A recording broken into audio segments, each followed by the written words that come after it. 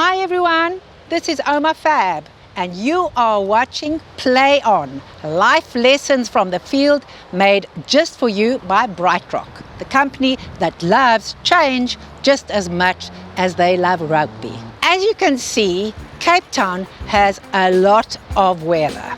We have raging winds, fog, blistering cold, horizontal rain, and that could all be in one day. So, if you live in Cape Town or if you are traveling here, it's a good idea to be well prepared. For example, my number one rule when you see the southeaster is coming, do not go outside in a frilly frock.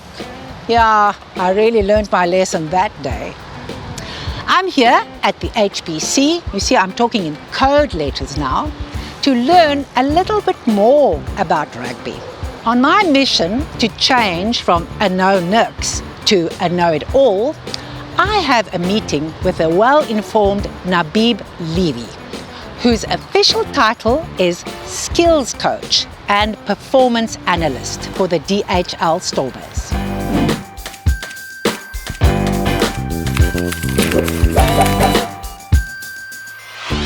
Hi Labeeb. Hello. Thank you so much for talking to me. I know that you're a very busy man, so let's cut to the chase. Tell me, how important is preparation in your game?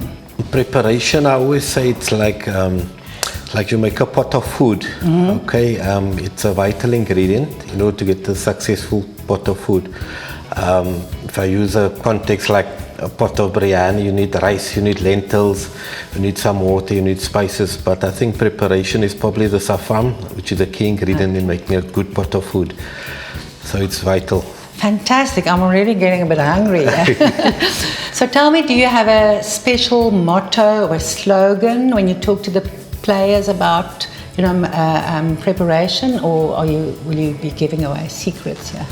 No, it's not secrets. I think I always try and encourage the players to prepare in all aspects of the game, not only certain aspects. So I'm looking more holistically in terms of preparing for the beatings, preparing for the match, preparing physically, preparing to be a good teammate, as well as prepare rugby life outside of rugby, because it's all integrated in order for good preparation for a match or for their career. So they need to cover a lot of bases, prepare to come early to training, prepare to be good people at home, and it will help in the final product, because if they prepare in all aspects, they'll be in a good space, and that will ensure that they put the good performance out there.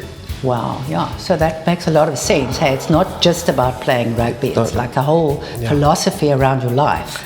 It's not only the technical part, which is the passing, the catching, the technical rugby. It's not only the physical of getting stronger, but there's also a psychological part to it, a mental part, being in a good space in order for them to be happy, because most of the time they spend is here with us versus home. But what they do here will affect how they act at home, and if they act well at home or feel good at home, they'll come back here in a better space in order to perform better.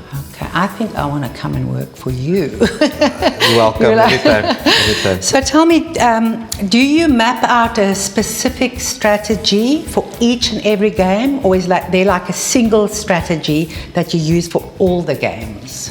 Look, for the games, I like terminologies, or I have like a spine, where there's certain things that you have to do on a daily, on an hourly, on a weekly basis. You have to do that, and you keep that pretty consistent. But based on your personnel, we have to change based on the personnel, because if someone can't do something well compared to other player, we have to adapt the plan around that, and also based on who you're playing against. So if our skill set is better, say for example playing the ball wide, something which the opposition doesn't defend well, we change accordingly. So I have my core, we have our spine that we operate on, but tweak it based on who we have and also who we play against. Okay, that makes a lot of sense.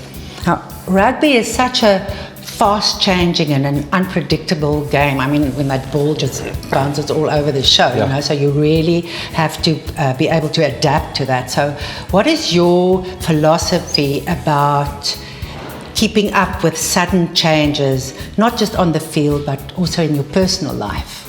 If you do what you did, you get what you got. Yeah. So change is like osmosis. It just happens. It is there, and you have to not even adapt. It just happens. It just happens. And okay. So I always so I know we sometimes say you have to adapt to change, but you actually embrace the change, and the people that embrace it the quickest, they automatically adapt and get good performance out of the environment and the team. Wow, that's a very good life lesson. I must definitely put it here in the back of my head. Yeah.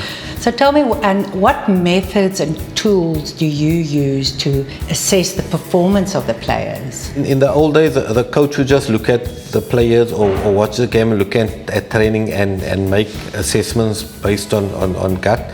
But nowadays, with technology, is quite high on the coach's toolbox.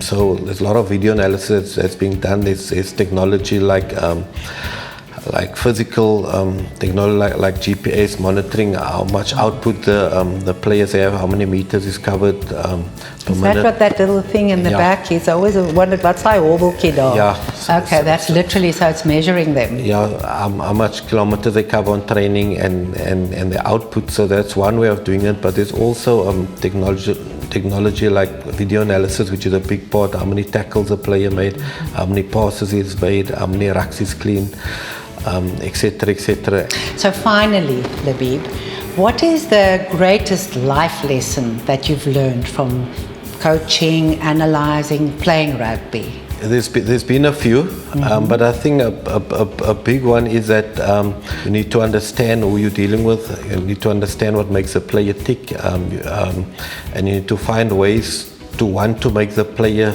smile, make him feel happy, because when he leaves me, he's not necessarily going to know how, as a coach, what I taught him. Yes, he will say it's a good coach, he taught me this, but it's also how I made him feel and the experience that I gave him when he was with me.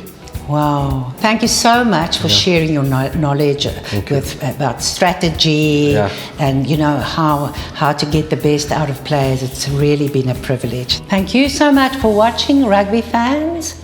You can catch me again next time on Play On, Life Lessons from the Field, made just for you by BrightRock, the company that loves rugby and change. Let's make Cape Town smile and keep loving change. Whoa!